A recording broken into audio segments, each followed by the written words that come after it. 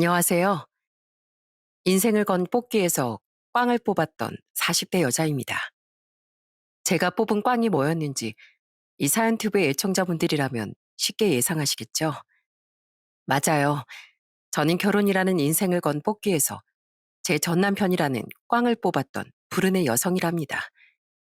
인생의 큰 깨달음을 얻게 된 제 결혼 이야기에 대해 말해보려고 하는데 부디 제 사연을 듣고 여러분 혹은 여러분의 자녀분들은 저와 같은 실수를 꼭 피해 가시길 바랄게요.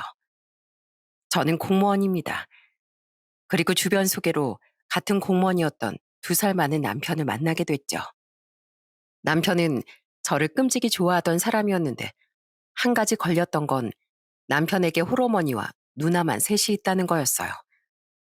남편은 12살 때 병으로 아버지를 잃었다고 했죠. 아들에 대한 극성이 심할 것 같아 결혼을 진지하게 고민하던 절 남편은 계속 안심시켜줬습니다. 이후 먼저 만나본 시모도 시누이들도 좋은 사람인 것 같아 저는 나이 34세 결혼을 하게 됐죠. 저는 결혼하자마자 바로 임신을 하며 연년생 아들 둘을 낳았어요. 그렇게 결혼 초반만 해도 저는 남편과의 금술도 좋고 양가와도 문제없는 행복한 시간을 보냈습니다. 그런데 남편은 언젠가부터 공무원 일이 너무 따분하고 월급도 박봉이라며 공무원을 그만두고 보험 영업일을 하고 싶어 하더군요. 아직 애들이 너무 어려 저는 고민을 했는데 어느 날 갑자기 시모에게 전화가 걸려왔어요. 예, 어머마, 나 너한테 조금 서운하려고 한다. 네? 갑자기 서운이요? 그런데 대뜸 시모는 전화를 받자마자 이렇게 말하는 겁니다. 당황한 저는 무슨 이야기인가 싶어 되물었어요. 그때 시모의 입에서 나온 말을 들으니 황당하더군요. 우리 명수한테 들었다. 너 명수가 공무원 그만두고 다른 일 하고 싶다니까 결사반대를 했다며? 애들 들먹이면서. 예, 부모가 됐다고 사람이 자기 인생을 다 포기해야 하니? 너 그러다 우리 명수가 이직해서 잘 되면 미안해서 어떡하려고 그래? 난 우리 명수 키우면서 해보고 싶다는 건 절대로 못하게 말린 적이 없다. 사람이 원하는 대로 못 살면 속에 화병이 나는 거야. 내 널 그렇게 좋게 보고 믿었는데 벌써부터 애들만 생각하고 우리 아들 마음은 못 헤아려 주는 것 같아서 서운하구나. 남편은 그새를 못 참고 시모에게 쪼르르 일러 바쳤더군요. 진지하게 공무원을 그만두고 싶다고 제게 말한 지 고작 2주도 안 됐었는데 말입니다. 결혼 전엔 그렇게 며느리 편이 돼줄 것처럼 말하더니 아들의 말만 듣고 제게 저렇게 말하는 시모에게 서운했어요. 하지만 팔은 안으로 굽는다고 그 정도 말이야 할 수도 있겠다 싶어 저는 차분히 말했죠. 어머님, 제가 무작정 결사반대한 게 아니고요. 애들 조금이라도 클 때까지만 기다려달라고 말했던 거예요. 그리고 저도 남편이 안타까워서 충분히 고민하고 안 그래도 그냥 뜻대로 하라고 말해주려고 했어요. 뭐? 정말이야? 괜히 내가 이런 소리 했다고 발뺌하는 거 아니고? 아니에요, 어머님. 제가 그런 행동을 왜 해요? 그리고 어머님, 부모가 됐다고 자기 인생을 다 포기해야 하는 건 아니지만 어느 정도 희생은 따라야 한다고 생각해요. 저도 그렇게 살고 있고요. 그리고 남편한테 그렇게 말하는 제 마음은 어디 편했겠어요? 어머님 말뜻은 이해하지만 너무 제 뜻은 안 헤아려 주시는 것 같아서 저도 조금 서운해요. 남편도 그렇겠지만 저도 가족들이랑 잘 살아보려고 그런 거예요. 그래. 내가 너무 성급했나 보다. 그거 미안하구나.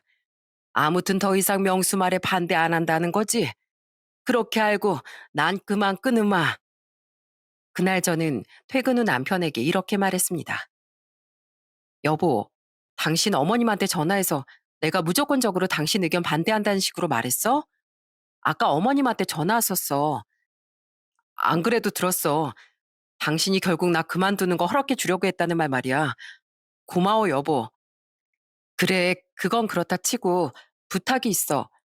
앞으로 우리가 싸우거나 의견 충돌할 때 나에 대해서 과장되게 어머님이나 형님들한테 말하지 말았으면 좋겠어. 오늘만 해도 봐. 다짜고짜 어머님이 나만 잘못했다는 듯이 전화해서 막 뭐라고 하시잖아. 난 그냥 우리 엄마니까 편해서 전화로 투정도 부리고 한 거지. 당신도 무슨 일 있으면 장인 장모님 찾을 거 아니야. 그래도 서로의 가족한테 배우자에 대한 험담을 하는 건 뜻한 바가 있든 없든 이간질하는 거나 마찬가지야. 당신이 그러면 없던 고부 갈등도 생길 거라고. 그러니까 앞으로는 하지 마. 남편은 제 말에 우물쭈물하며 알겠다고 대답하더군요. 저는 그렇게나마 고부 갈등에 대한 씨를 애초에 잘라버리고 싶었죠. 이후 남편은 결혼 3년 만에 공무원을 그만두고 자신의 뜻대로 보험 영업일에 뛰어들기 시작했습니다. 우와, 당신 이번 달 월급 정말 이게 맞아? 내가 말했잖아. 나 정말 자신 있다고. 내가 실적을 척척 쌓으니까 그 실적만큼 수당이 더해져서 월급도 올라가는 거 아니겠어? 거봐. 당신 나 그렇게 반대했던 거 후회하지? 그런데 보험 영업일에 자신 있어 하던 남편의 말은 정말이었더군요. 처음에 적응할 땐 기본급만 받아오더니 남편은 영업 실적이 좋아 점점 더 월급이 오르기 시작하더라고요. 아무리 노력한다고 해도 실력이 없으면 그러기가 힘들 텐데 남편은 정말로 영업에 재능이 있는 것 같았죠. 남편은 월급을 5배, 어떨 땐 7배, 잘 벌 땐 1,000만 원도 넘게 벌어왔습니다. 언제 한 번은 이런 일도 있었어요. 당신, 그거 당신 정장 중에 제일 좋고 비싼 거 아니야? 왜 그렇게 멋있게 빼입었어? 무슨 날이야? 어, 나 이번에 우리 회사 연도 시상식에서 상 받게 됐어. 내가 워낙 실적이 좋았잖아. 남편은 보험회사에서 열린 연도 시상식에서 200만 원이라는 상금까지 받아왔습니다. 그렇게 회사에서 상을 받을 정도로 남편은 승승장구를 해갔어요. 거기까진 좋았습니다. 문제는 그 뒤로 점점 변해가던 시댁 식구들의 태도였죠. 어머마, 나 지금 백화점에 와 있는데 아까 본 가방이 너무 예뻐서 도저히 그냥 나가기가 힘들구나. 나 그 가방 좀 사게 300만 원만 보내주면 안 되니? 네? 300이요? 아, 어머님, 무슨 날도 아닌데 그런 큰 돈을 갑자기 보내드리긴 좀 부담스러워요. 게다가 지금 저 일 중이라 길게 통화도 어려울 것 같아요. 얘 말로 웃기게 하네.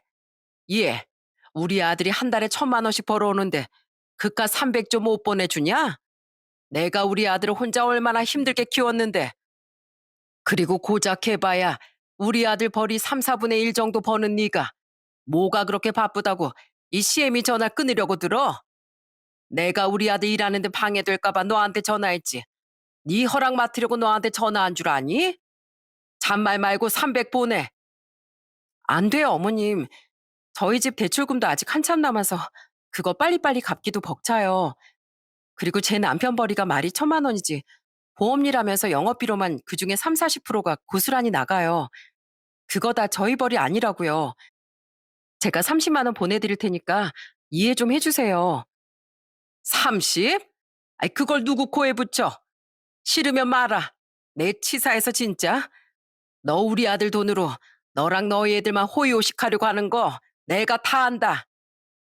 제가 시모에게 돈을 주기 싫어서 거짓말을 한 게 아니라 정말로 옆에서 지켜보니 남편의 월급 중 적게는 30%, 많게는 40%가 넘게 고객 영업비로 빠져나갔습니다. 하지만 시모는 그게 전부 남편의 벌이인 줄 알았는지 자꾸만 이것저것 제게 요구를 하더라고요.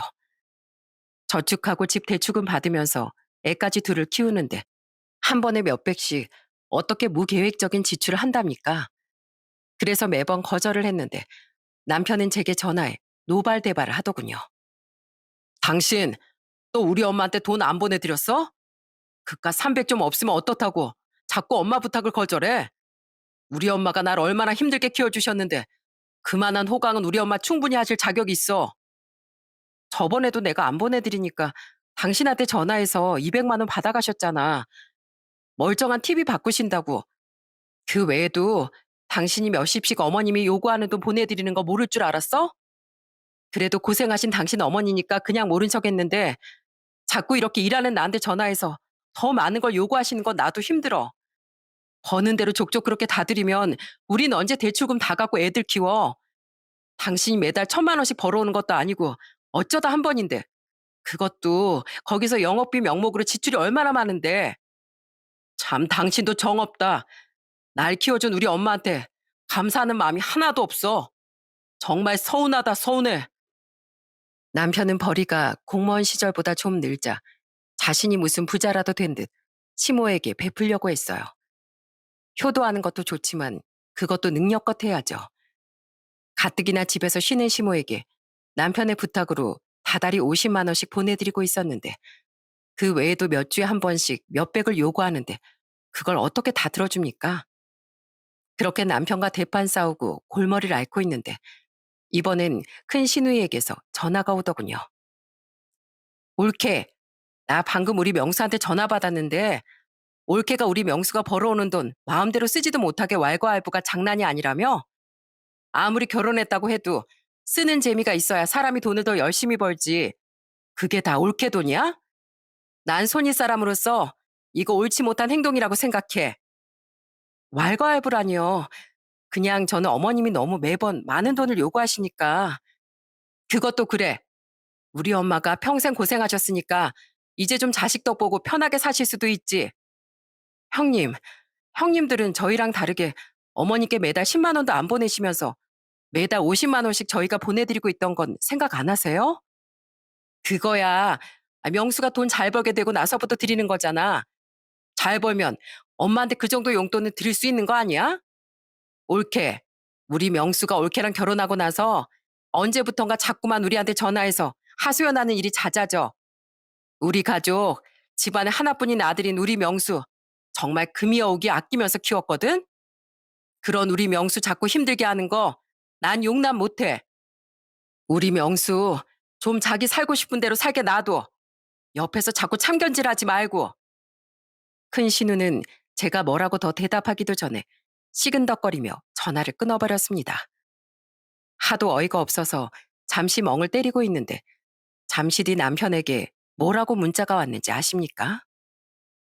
우리 큰 누나가 전화해서 당신 호되게 혼냈다며? 우리 누나 되게 확실한 사람이야. 손이 사람한테 야단 맞으니까 이제 정신이 좀 들지? 우리 엄마도 당신 괘씸하다는 거 내가 어른이 참으라고 겨우 말려놨어. 그러니까 조심해. 그동안의 행동을 돌이켜보니 이제야 남편의 정체를 알겠더군요. 남편은 결혼 전에 난인 척했지만 집에서 오냐오냐 자란 마마보이 그리고 누나보이였던 거예요. 결혼 전엔 남편과 시댁 식구들 모두 남편이 가족관계 때문에 결혼을 못할까봐 제게 연기를 했던 겁니다. 당신 진짜 창피한 줄 좀 알아. 세상 어떤 남편이 아내랑 무슨 일만 있으면 엄마한테 쪼르르, 누나한테 쪼르르 다 일러. 그래서 당신 가족이 나한테 대신 화내주면 또 좋다고 의기양양하는데 당신이 무슨 친구랑 싸우고 엄마한테 일러 바치는 초딩이니? 이 마마보이, 누나보이야. 그렇게 네 엄마랑 누나들이 좋으면 가서 그 사람들 품에 안겨서 살아. 말을 해도 진짜 어쩜 저렇게 드세? 그래, 내가 졌다 졌어. 이제 됐냐? 우리 엄마랑 누나들은 내 말이라면 다 져줬는데 아휴 내 팔자야.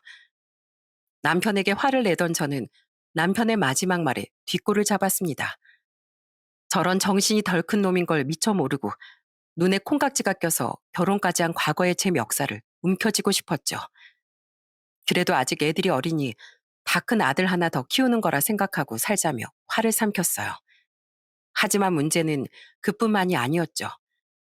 어느 날 친정 모임에 갔는데 남편은 친정 부모님께 이러더군요. 장인어른, 장모님, 두 분 노후는 제가 설계해드리겠습니다. 저 능력 있는 보험 설계사인 거 두 분 다 아시죠? 두 분 국민연금만 너무 믿지 마시고 개인연금도 좀 드셔야 돼요. 요즘 100세 시대라고 하잖아요. 한 달에 인당 100만 원씩만 보험 들어두시면 나중에 노후는 걱정 없으실 겁니다. 남편은 영업할 고객이 떨어졌는지 이젠 저희 부모님에게까지 영업을 하려고 들더군요. 저희 부모님은 우리 사이가 하는 일인데 우리도 도와줘야지 하고 말씀하며 웃는 표정이셨습니다. 하지만 인당 100만 원이라는 말도 안 되는 금액을 듣자마자 표정이 약간 굳어지셨죠. 100만 원? 그건 너무 금액이 커서 어려울 것 같네. 하지만 장인어른, 제가 두 분께 해가 되는 상품을 권하겠어요? 이건 들어두기만 하면 손해볼 게 전혀 없다니까요. 그래도 뭐든 형편에 맞는 씀씀이를 가져야 하는 법이야. 우리가 인당 50만 원짜리 보험은 각각 들어주겠네. 그것도 큰 돈이지만 자네 말대로 자네가 우리에게 사기를 치러들진 않을 거니까 말이야. 가족끼리 이 정도는 돕고 살아야지. 친정 아빠는 표정은 부드러우셨지만 말투만은 단호하게 대화를 마무리 지으셨습니다. 하지만 남편은 거기에서 포기하지 않았더군요. 다음 친정 모임에 가서 남편은 또 상품 설명서를 꺼내들며 이렇게 말했어요. 장인어른, 장모님, 요새 종신보험은 하나씩 가지고 있는 게 좋아요. 나이 드신 분들은 아무래도 종신보험 보장 금액이 크지 못한데요. 그래도 이게 저희 회사 상품 중에 제일 금액이 큰 보험이에요. 여기 설명 보시면 말이죠. 그만 좀 해, 당신. 저번에 그 비싼 보험을 들게 했으면 됐지. 또 무슨 보험을 팔고 있어. 우리 부모님이 사위 위하는 마음에 그냥 들어주신 거지. 우리 부모님이 무슨 재벌인 줄 알아? 무슨 말을 그렇게 해. 난 두 분이 미리미리 미래를 보장해 두시면 좋겠다 싶어서 그런 건데. 그래도 하지 마. 엄마 아빠 죄송해요. 김서방이 듣던 대로 일에 아주 열심히구만. 그런데 김서방, 이번엔 우리도 들어주기 힘들 것 같네. 형편이 되면야 도와주면 좋겠지만 이 이상은 부담스러워. 그러니 이건 가져가게. 남편은 아빠의 말에 실망하는 표정을 지었습니다. 아무리 남편이 열심히 사는 모습을 보인다지만 정말 창피했어요. 하지만 그게 끝이 아니었죠. 몇 달 뒤 저희 가족은 친정에서 하룻밤을 자고 오게 됐는데 아이들과 일찍 잠을 청했던 저는 화장실이 가고 싶어서 거실로 나왔어요. 그런데 거실이랑 붙어 있던 주방 식탁 쪽에서 두런두런 말소리가 들리더라고요. 처남들, 처남들이 만약에 자식들 두고 자기들한테 무슨 큰일이라도 생기면 어떡할 거야? 그나마 작은 처남은 애가 하나라지만 큰 처남은 애가 둘이잖아. 그럼 그 뒤엔 처남댁들만 고생하는 거 알지? 애들 학교도 보내야 되고 집안도 꾸려가야 되고 이거 정말 가장이라면 필수로 들어둬야 하는 보험이야. 이건 처남들이 한 번을 넣든 두 번을 넣든 지금 당장 잘못되면 즉시 돈이 나오는 거야. 내가 처남들 위해서 제일 좋은 상품으로 골라온 거니까 더 따질 것 없이 이거 하나씩 들어. 남편은 제 남동생들에게 올케들과 조카들까지 들먹이며 또 보험 권유를 하고 있었던 겁니다. 앞에 앉아있던 두 동생은 곤란한 표정이었죠. 저는 이를 악물고 다가가 남편을 방으로 질질 끌고 왔어요. 당신 지금 뭐 하는 거야? 걔네 둘 다 집안 사정 빠듯한 거 몰라? 제발 생각이라는 걸 좀 해. 애들 표정이 딱 봐도 곤란해 보이면 그만했어야지. 당신은 매형이라는 사람이 어쩜 그렇게 자기밖에 몰라? 우리 가족들은 매형까지 보험 하나씩 다 들어줬어. 그럼 처남들도 그 정도는 들어줄 수 있는 거잖아. 당신 가족은 당신 가족이고 우리 부모님도 나랑 우리 애들도 당신이 말하는 보험 하나씩은 다 들었잖아. 동생들이 도와주고 싶어도 사정이 안 되면 못 해줄 수도 있는 거지. 어쩜 그렇게 사람이 철이 없어. 제발 그러지 좀 마. 어려운 동생들 사정을 남편도 뻔히 아는데 곤란해하는 동생들에게 보험을 종용하는 남편에게 화가 났습니다. 그래도 그날 알아듣게 윽박질렀다고 생각했는데 남편은 보통 끈질긴 게 아니었더군요. 며칠 뒤 저는 큰동생의 전화를 받고 기겁을 했습니다. 누나, 매형 그때 우리가 곤란한 티를 팍팍 냈는데 또 우릴 찾아왔어. 고기 사준다기에 안 나갈 수도 없어서 오늘 나랑 정율이랑 퇴근하고 같이 매형이 부른 고깃집으로 갔거든? 근데 무슨 냉동 대패 삼겹살 사주면서 자꾸 또 그때 그 보험을 들라고 하는 거야. 우리 먹고 살기도 힘들어 죽겠는데 왜 자꾸 매형은 그 비싼 보험을 권유하는 거야? 계속 찾아와서 부탁하니까 안 들어줄 수도 없고 진짜. 그래서 우리 결국 그거 하나씩 들었어. 뭐? 그걸 들었다고? 내가 못 살아 진짜. 당장 그거 다시 해약해. 사정도 어려운데 들 생각도 없던 보험을 왜 들어? 됐어. 좀 비싼 보험이긴 하지만 어쨌든 나도 정유리도 하나쯤은 들어놓을까 싶던 보험이기도 하니까 그냥 둘게.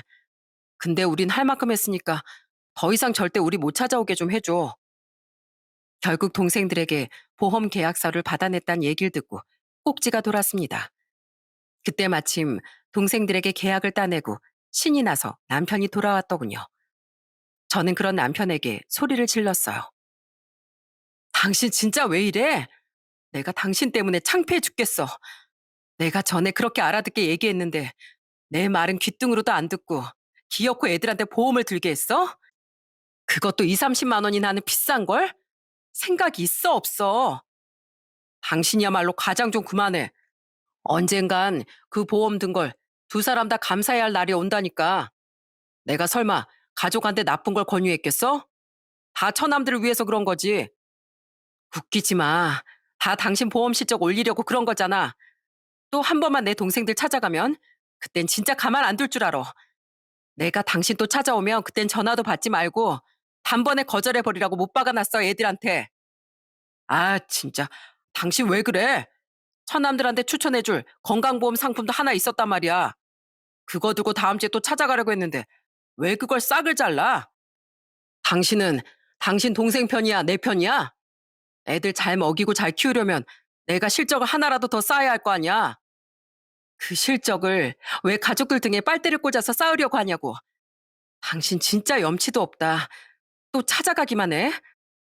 나 당신 보험사까지 쫓아가서 당신 망신 줄 거야. 그런데 그 와중에도 남편은 동생들 등을 또 쳐먹으려고 했다는 말을 아주 당당하게 하더라고요. 저는 그런 남편을 잡아먹을 기세로 화를 냈고 다행히 그 뒤 남편이 동생들을 찾아간 적은 없었습니다. 그렇게 이기적이고 마마보이 같은 남편의 면모에 저는 점점 정이 떨어져 가고 있었죠. 그리고 정이 떨어져 갔던 건 시댁 식구들도 마찬가지였어요. 넌 아내라는 애가 어쩜 그렇게 매번 남편을 이겨먹으려고 드니? 세상이 아무리 달라졌다지만 난 잘 모르겠다. 남편은 계속해서 저와의 다툼이 있으면 시모와 시누이들에게 이르더군요. 그럼 또 그들은 저에게 득달같이 전화해 잔소리를 하고 혀를 차곤 했죠. 그러다 보니 자연스레 저와 그들의 관계는 멀어질 수밖에 없었습니다. 그래도 저희 애들과는 핏줄이 이어진 관계니 저는 꼭 참석해야 할 명절이나 시모의 생일에만 시댁에 드나들었어요. 그런데 날이 갈수록 그들은 저를 마치 몸종처럼 부려먹으려고 하더군요. 예, 어머마, 내가 아까 산낙지 좀 사다 놨거든. 우리 소주에 안주로 낙지 탕탕이 먹게 그것 좀 썰어서 양념해 와라. 어머, 명수, 너 또 났니? 났지요, 났죠. 아싸, 투고. 오늘 내가 누나들이랑 엄마 돈 아주 싹쓸이해 갈 거야. 적어도 결혼 초반엔 이 정도는 아니었는데 날이 갈수록 그들은 며느리인 저에게 모든 일을 다 시키려고 들더군요. 명절엔 저에게 힘든 재료 손질, 전 부치기, 설거지 등등을 다 시키고 자기들은 편한 일만 하더니 나중엔 아예 거드는 척도 안 하고 자기들끼리 희희낙낙거리며 놀기만 하더라고요. 내가 요즘 허리가 아파서 통일을 못하겠구나. 젊은 어멈니가 이해 좀 해다오. 옳게. 난 주방 일이 싫어서 결혼도 애초에 안 한 사람이야. 우리 둘째는 시집살이를 하도 호되게 하고 이혼해서 음식은 쳐다보기도 싫대. 새언니, 저는 제 시댁에 가면 앉지도 못하고 일만 하다가 오는데 친정에서라도 좀 쉬게 해주세요. 새언니도 친정 가서 쉬면 되잖아요. 시모는 몸이 아프다. 미혼이던 큰 신우는 집안일 하기 싫어서 결혼도 안 한 거다. 제가 결혼도 하기 전에 이혼한 둘째 신우는 집안일은 이골이 난다.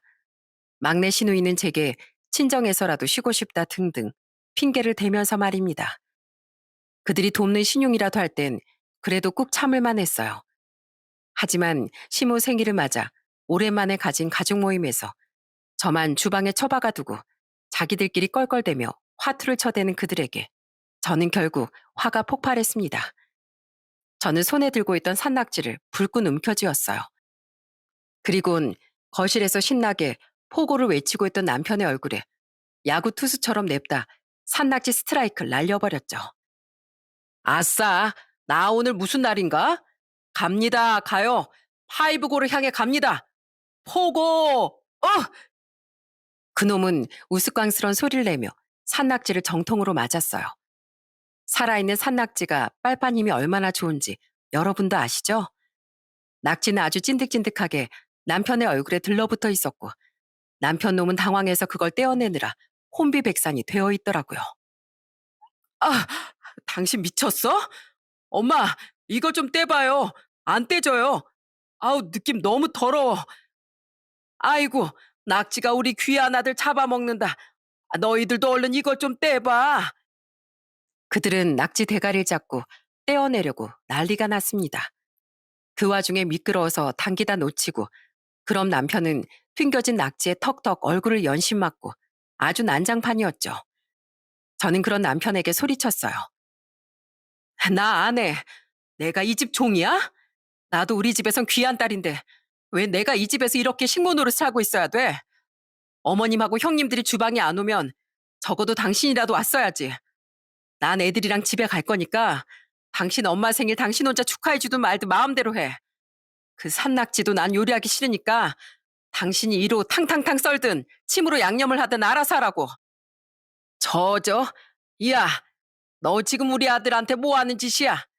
그래, 우리가 너한테 일 좀 다 떠넘겼다. 그게 뭐?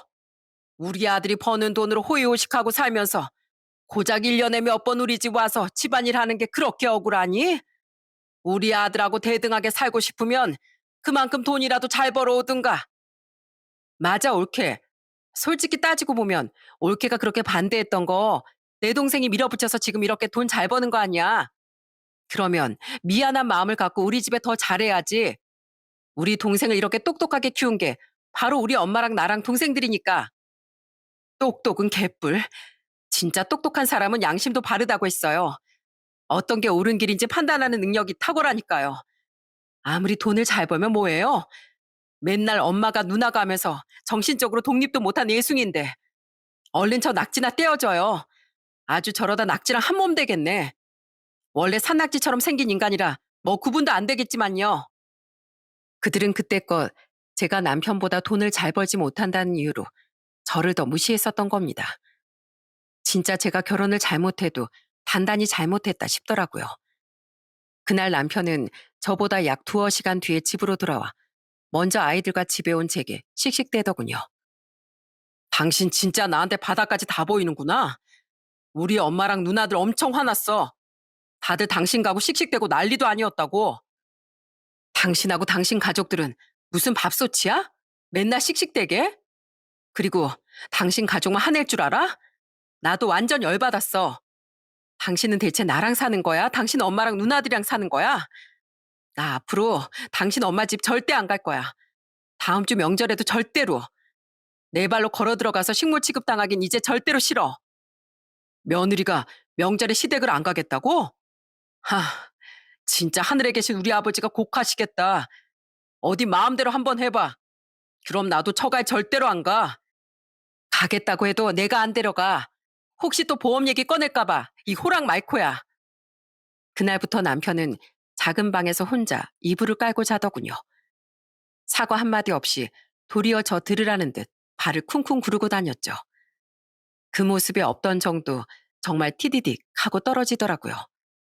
우수수 티디딕 와장창 말입니다. 그렇게 며칠간의 냉전 끝에 말을 먼저 건 건 남편이었어요. 바로 명절 전날 아침에 말이죠. 당신 진짜 오늘 우리 엄마 집에 안 갈 거야? 그만 고집 부리고 빨리 갈 준비나 해. 음식 해야지. 안 가. 내 말도 김밥처럼 귀에서 파냈니? 가봐자 당신 엄만 힘들다면서 꼼짝도 안 할 거고 아무것도 안 할 거면서 아침부터 집에 와서 당신 큰 누나 둘째 누나도 들어누워 있을 거잖아. 게다가 이번엔 당신 막내 누나도 요새 남편이랑 사이 안 좋아서 시댁에 안 가고 어머님 댁에 올 거라며. 내가 당신하고 당신 가족들 노는데 수발들로 왜 가야 돼? 갈 거면 당신 혼자 가. 진짜 이렇게 나온다 이거지? 알았어. 어디 당신이 끝까지 어떻게 나오나 볼 거야. 얘들아, 아빠랑 할머니 집 가자. 싫어요. 할머니랑 고모들은 맨날 우리 엄마한테 명령만 하고 화만 내잖아요. 우린 엄마 옆에서 엄마 지켜줄 거예요. 아빠도 싫어요. 맨날 엄마랑 싸우기나 하고. 생긴 것도 지들 엄마 쏙 닮아가지고 말하는 것도 어쩜 저렇게 싹퉁머리가 없어? 당신이 평소에 애들한테 얼마나 못했으면 고작 6살, 5살 된 애들이 저런 말 하겠어? 창피한 줄을 알아. 갈 거면 꼴 보기 싫으니까 빨리 가버려. 갈 거야. 여보세요? 네, 엄마. 저 이제 출발하려고요. 집사람이요? 아니요, 애들이랑 집에 있을 거라네요. 며느리가 건방지게 시댁 식구들이랑 인연 끊을 거래요. 남편은 한심하게도 제가 보는 앞에서 시모에게 전화를 걸어 그걸 또 이르더군요. 그리곤 씩씩대며 혼자 시댁으로 갔습니다. 저는 아이들과 친정에 미리 가 있을까 싶었지만 이내 그만두었어요. 저는 며느리이기도 하지만 반대로 시누이이기도 하지 않습니까? 시누이란 불편한 존재라는 걸 결혼 생활을 하며 뼈저리게 깨달은 저는 집에 와서 저희 엄마와 함께 음식을 하고 있을 오케들이 불편해할까봐 걱정이 된 거죠. 서인애, 전생에 나라를 팔아먹은 거니? 어쩌자고 저런 인간이랑 결혼을 했어. 지금이라도 늦지 않았다. 이 지겨운 집구석에서 얼른 탈출하자. 아휴, 저는 아이들에게 아침을 챙겨준 뒤 컴퓨터를 켰습니다.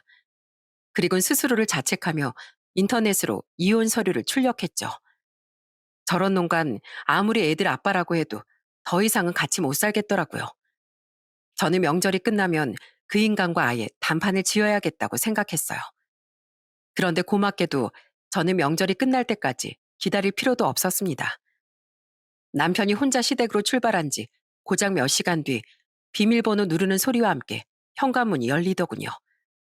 아이들 낮잠을 재우고 혼자 거실에서 TV를 보고 있던 전 화들짝 놀라 벌떡 일어섰죠. 뭐야? 깜짝이야. 왜 벌써 와? 흥, 당신 이제 큰일 났어. 들어온 사람은 바로 남편이었습니다. 그런데 남편은 대뜸 집에 들어오며 의기양양한 표정을 짓더라고요. 대체 왜 저러나 싶었던 저는 곧장 그 말뜻을 이해했어요. 남편의 등 뒤로 뿔이 난 표정의 시모와 시누이 셋이 전부 들어왔거든요.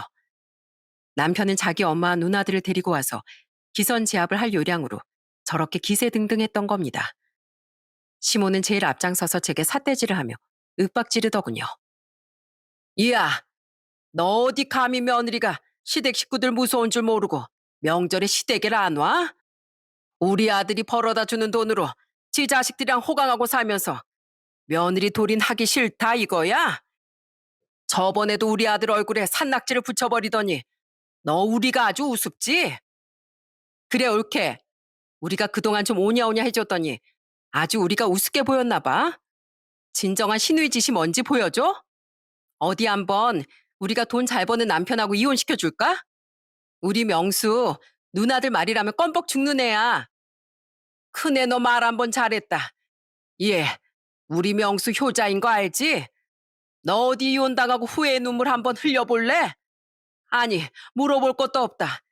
너처럼 대바라진 며느리는 이제 필요 없어. 당장 이혼해. 시누이들은 그 뒤를 이어 제게 되지도 않는 겁박질을 했습니다. 시모는 옳았구나 싶었는지 아예 제게 이혼하라고 악을 쓰더군요. 저는 기가 차서 헛웃음을 지었어요. 그리고 마침 거실 탁자 위에 올려뒀던 이혼 서류를 들고 그들 앞으로 가서 남편 놈의 가슴팍에 안겨줬어요. 그리곤 냅다 큰절을 박았죠. 예, 감사하나이다. 마침 제가 따끈따끈한 이혼 서류를 준비해 놨었는데 귀찮게 말 꺼낼 필요도 없이 먼저 이혼하라고 하시니 성은이 만극하네요, 아주머니. 뭐, 아주머니? 네, 이혼하라고 말하는 순간 저는 이 집 며느리가 아니잖아요. 당신, 당신 어머니랑 누나들 말이면 껌뻑 죽는댔지? 당장 이혼하라니까 거기 도장 찍어. 물론 애들은 내가 데리고 갈 거야. 알지? 야, 내가 네 엄마가 이혼하라고 하면 겁먹을 줄 알았니? 뭐 얼마나 대단한 돈 벌어온다고. 돈 잘 버는 남편은 무슨. 그깟 돈 필요 없으니까 나랑 이혼하고 네 가족이 요구하는 돈 다 퍼다 주면서 행복하게 잘 살아라. 이 마마보이야. 아휴, 속이 다 시원하네. 자, 아주머님. 그 옆에 젊은 아주머니들 감사의 박수 받으세요. 저는 최대한 약 올리는 표정을 지으며 자리에서 일어나 그들에게 박수까지 쳐줬습니다. 예상 외의 반응이었는지 그들의 얼굴은 전부 시뻘개져 있었어요. 둘째 신우는 약이 올라서 미치겠는지 제게 빽 소리를 지르더군요. 이게 진짜 실성을 했나? 너 지금 우리 약 올려? 약 올려. 니들은 단체로 몰려와서 나 한 사람 둘러싸고 떼거지로 달려드는데 나 정도면 양반 아니야? 너 아직도 내가 네 올케인 줄 아니? 아니, 방금 네 동생 네 엄마가 이혼시켰어. 당신 표정이 왜 그렇게 어벙벙해? 아, 설마 나랑 이혼하기 싫어? 왜? 그렇게 나한테 치사하게 굴더니 아직 내가 좋아 죽겠냐? 그럼 어디 바짓가랑이라도 잡고 매달려 봐. 그런 신우에게 대꾸하긴 했지만 사실상 이 결혼 파탄의 가장 큰 원흉은 당사자인 남편 아니겠습니까? 저는 그런 남편을 향해 비아냥댔어요. 사실 그놈이 저를 붙잡길 원하기보단 만에 하나 그놈이 저를 붙잡을까봐 겁이 나더군요. 그래서 그놈의 자존심을 건드려 얼른 이혼하겠다는 말을 드리려고 약을 올려댄 거죠. 아니나 다를까 남편은 발끈하며 이러더라고요. 뭐라고? 말도 안 되는 소리 하지 마. 내가 당신보다 돈도 훨씬 잘 버는데 내가 뭐가 아쉬워서? 그래, 이혼해. 그리고 애들? 나도 애초에 떠맡을 생각 없었어. 앞으로 돈도 잘 버니까 당신보다 훨씬 어리고 예쁘고 능력 있는 여자 만나서 더 행복하게 살아야 하는데 애들이라는 혹을 달고 있으면 어떡해? 나도 제 엄마만 찾고 아빠는 싫다고 하는 애들 따위 미련 없다 이거야. 아무리 그래도 어떻게 애들 혹이라고 하냐? 너 같은 놈을 그래도 애들 아빠라고 데리고 살았다 내가. 당신 나중에 딴 말 하지 마. 자, 나이 든 아주머니, 젊은 아주머니들 다 들으셨죠? 저랑 저놈이랑 순순히 이혼하기로 했으니까 더 시끄럽게 굴지 말고 이제 나가시죠. 이제 가족도 아닌데 말 섞어가면서 시간 낭비, 감정 낭비 하기 싫거든요. 어디 그 귀하고 소중한 마마보이, 누나보이 찌질이 데리고 잘 살아보세요. 당신 내일 저녁까지 집에 오지 마. 나 그 사이에 짐 싸서 애들이랑 친정 갈 거니까. 저는 약이 올라서 어쩔 줄 모르는 그 집안 인간들을 싸그리 쫓아내버렸습니다. 그동안 벼르기만 했던 이혼을 저지르고 나니 아주 속이 다 시원했죠. 그리고 다음날 저는 짐을 싸서 차를 끌고 아이들과 함께 친정으로 향했어요. 동생들과 올케들은 이미 올케들의 친정으로 간 뒤더라고요. 웬 짐들이야? 김서방은? 우리 이혼하기로 했어요, 엄마.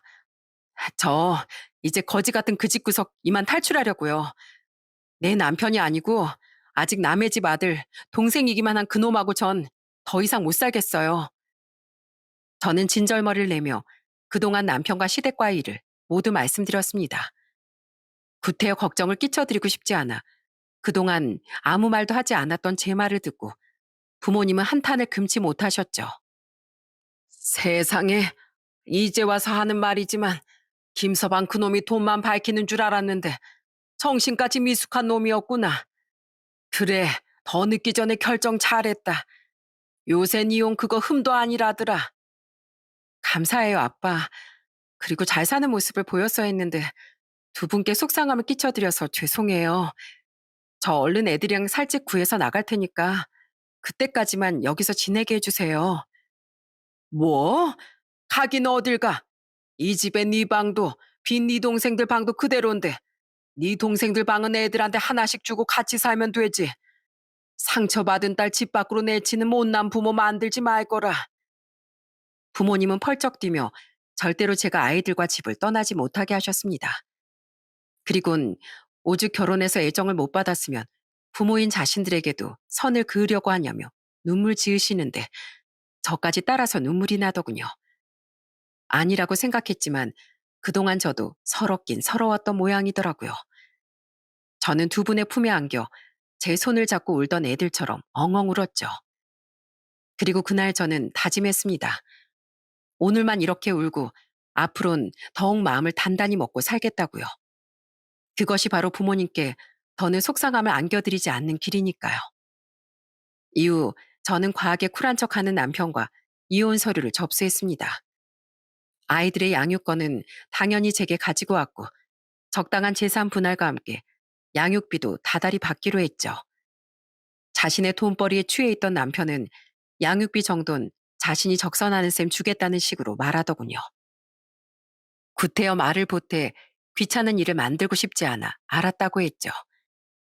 이후 저와 저희 부모님 앞으로 남편을 통해 들은 보험은 해지되지 않고 놔두기로 했습니다. 유지한 기간이 있어 당장 부은 돈을 모두 환급받기도 어렵고 지금 해지한다고 해서 남편이 미리 받았던 수당을 환수당할 기간도 지났으니까요. 어쨌든 보험은 보험이니 우리에게 언젠간 도움이 되겠거니 생각했죠. 다만 아직 든 지 1년이 되지 않아 그놈이 챙긴 수당을 환수당하게 할 수 있는 동생들의 보험은 당장 해지하겠다고 동생들은 말하더군요. 누나, 어제 그 자식한테 전화 왔었는데 대뜸 그걸 해지하면 어쩌냐고 노발대발하더라. 정유리한테도 전화 왔었대. 뭐? 그 찌질이 놈이 끝까지 그랬다고? 그래서 이제 내 매형도 아닌데 인생 자체를 해지당하고 싶지 않으면 닥치라고 말했어. 누나를 생각하니까 화를 참을 수가 있어야지. 정유린 고투헬 이렇게 말하고 끊었다더라. 잘했지? 저는 큰동생의 말을 듣고 배가 찢어지게 웃었습니다. 너무 통쾌했거든요. 이후 저는 두 올케들에게 각각 500만 원씩을 건네줬어요. 남편 잘못 만난 나 때문에 동생들 앞으로 보험을 들게 해서 미안해.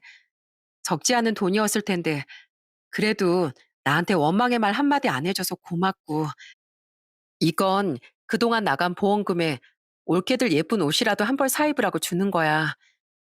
내가 며느리로 살아보니까 좋은 며느리가 되는 게 얼마나 어려운 일인지 알겠더라고. 항상 우리 집에 잘해줘서 정말 고마워. 사람 좋은 올케들은 끝까지 그 돈을 안 받으려고 하더군요. 하지만 저는 우리 동생들과 부모님께 앞으로도 잘해달라는 뇌물이라며 그 돈을 꼭 쥐어줬죠. 그렇게 시일이 조금 걸리긴 했지만 저는 남편과 이혼을 하고 드디어 평화를 찾았습니다. 이후 저는 2년간 부모님 댁에서 아이들을 키우며 아주 행복하게 살고 있었어요. 그런데 2달 전 퇴근을 하던 전 직장 앞에서 불쾌한 불청객을 마주치게 됐죠. 여보, 뭐야? 당신이 여기 왜 있어? 왜긴, 당신 보려고 기다리고 있었지. 당신 내 전화 차단했는지 받지도 않더라. 안 그래도 차단 풀고 전화하려고 했었어. 당신 몇 달째 양육비 안 보내고 있더라. 사실 나 그것 때문에 당신 찾아온 거야. 그 사람은 제 전 남편이었습니다. 그런데 무슨 일인지 예전의 멀끔한 모습은 온데간데 없고 그놈은 굉장히 추레한 모습이었어요. 그리고 저는 그놈에게 그동안의 근황을 듣게 됐죠. 한심하게도 전 남편은 가라계약, 즉 거짓 계약을 일삼다가 들켜서 해고를 당했다더군요. 처음 일을 시작했을 때 생각보다 돈이 안 돼서 처음 가라계약을 했었어. 상품을 팔면 성과금이 두둑하게 나오니까 아름아름 아는 사람들을 만나서 그런 계약을 한 거야. 우선 보험을 들고 그 사람들 통장으로 자동이체를 걸어놓으면 내가 그 보험금을 매달 보내주겠다고 말이야. 그렇게 난 거의 실적왕이 된 거지. 기가 막혔습니다. 그놈이 영업에 재능이 있는 줄 알았더니 그놈은 그냥 사기꾼이었던 거예요. 세상에 90% 이상의 보험 영업직 분들은 대부분 정직하고 선량한 사람인 걸 압니다. 하지만 그놈은 그 나머지 10%의 사기꾼이었던 거죠. 게다가 들어보니 그놈은 저희 친정 식구들에겐 아무 말도 않고 시댁 인간들에겐 그런 방식으로 돈을 돌려줬었더라고요. 그런데 그것도 당신하고 헤어지고 얼마 안 돼서 한계가 오더라. 새로 유입시킬 사람이 없어지니까 월급은 점점 줄어들고 모든 사람들의 계좌에 보험금을 일일이 넣기도 힘들어졌어. 그런데 자기들 돈이 빠져나가니까 고객들이 나한테 항의를 하면서 하나둘 해지를 하기 시작한 거야. 그중엔 최소 유지 기간인 1년도 안 채운 사람들도 많아서 난 계속 미리 받은 성과금 환수당하기 시작했어.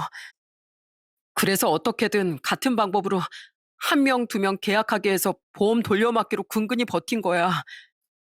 살다 살다 내가 카드 돌려막긴 들어봤어도 보험 돌려막긴 처음 들어본다. 그래서 뭐 대체 왜 나한테 구구절절 그런 말을 하는 건데? 근데 자꾸만 돈이 모자라서 다른 고객들 계좌에 보험금을 계속 못 넣어주니까 그들 중에 일부가 회사에까지 민원을 넣은 거야. 그래서 나 감사당하고 회사에서 잘리고 다른 고객들도 전부 보험을 해지해서 환수금 폭탄을 맞게 됐어. 당신 그동안 벌어둔 돈 있잖아. 그걸로 갚았으면 되겠네. 뭐가 문제야? 그게 사실 내가 밖에서 보험 설계사가 아니라 자산 관리사라고 말하고 다녔거든. 그러면서 무슨 홍콩 주식 투자도 권유받아서 거액을 투자하게 됐는데 알고 보니까 내가 진짜 거물인 줄 알고 그놈들이 작정하고 사기를 쳤던 거야. 그래서 그 돈 전부 날린 지도 오래였어. 남편은 주식으로 그간 모았던 돈을 전부 날려 환수금 폭탄을 감당할 수가 없었다는군요. 그 와중에 남편의 말을 듣고 큰 신우와 둘째 신우도 거액을 투자했다가 빚더미에 앉았다고 해요. 시모 또한 부자가 되게 해주겠다는 남편의 말에 집을 담보로 대출까지 받아서 투자했다가 결국 집을 날려먹고 방 2개짜리 허름한 반지하 빌라로 이사했다고 했죠. 마지막으로 가뜩이나 자신의 남편과 사이가 안 좋았다던 막내 시누이는 전 남편을 도와주겠답시고 거금을 몰래 전 남편에게 줬다가 이혼을 당했다더군요. 나도 살던 집까지 팔고 모자란 환수금 다 갚느라 엄마 집에 들어가게 됐어. 빚 때문에 큰 누나, 작은 누나도 엄마 집으로 들어오고 이혼당한 막내 누나까지 합세해서 우리 그 좁은 집에 5이서 살아. 내가 이 나이 먹고 누나들이랑 엄마랑 그 좁고 곰팡내 나는 집에서 살고 있을지 누가 알았겠어? 여보, 당신 공무원이잖아. 많진 않아도 벌이가 안정적이니까 나 당신 옆에서 재기 준비할 수 있게 도와주면 안 돼? 나 그래도 한때는 당신 남편이었잖아.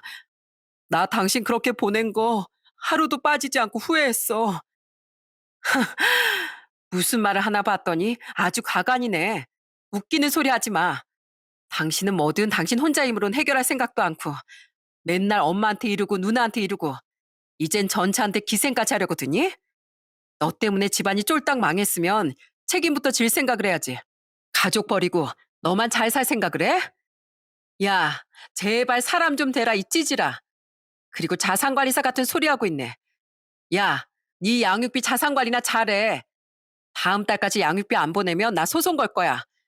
난 땅 파서 애들 키우는 줄 알아? 당신이 자신 있게 애들 양육비 책임진다고 했으니까 그 약속이나 지켜. 그렇게라도 애들 아빠 노릇 좀 하라고. 이 정신 덜 자란 인간아.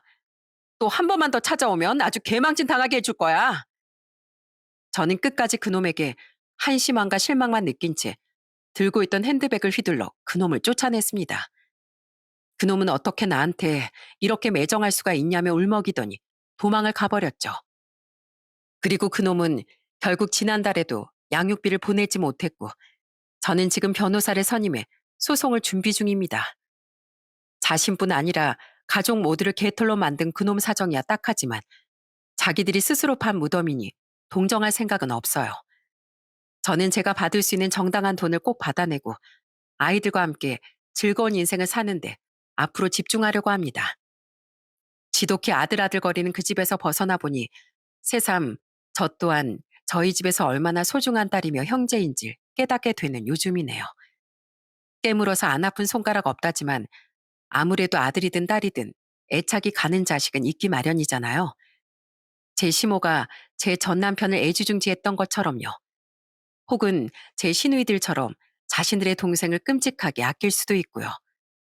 하지만 자신들의 아들 혹은 형제가 소중한 것처럼 다른 집 자식 또한 똑같이 소중하고 귀한 사람임을 잊는 사람들은 절대 곁에 두어서는 안 된다는 말을 드리고 싶습니다. 제가 실패한 결혼 생활을 마무리하며 뼈저리게 깨달은 이 사실을 사연의 끝에 꼭 덧붙이고 싶었어요.